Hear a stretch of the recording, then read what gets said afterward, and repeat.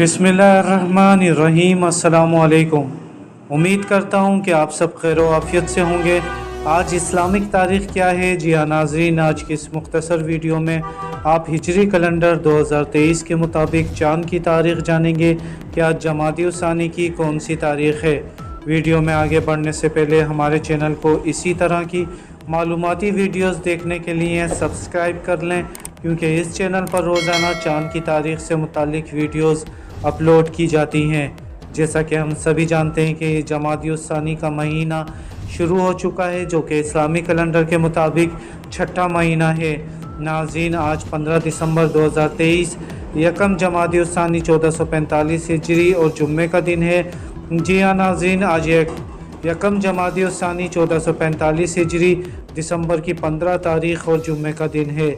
इस वीडियो को कुछ दिन बाद देखने वाले नाज़रीन नई इस्लामी तारीख़ ज़रूर कन्फर्म कर लें, ताकि वो दुरुस्त तारीख़ से आगाह हो सकें। अपना ख्याल रखिएगा। अल्लाह हाफिज़।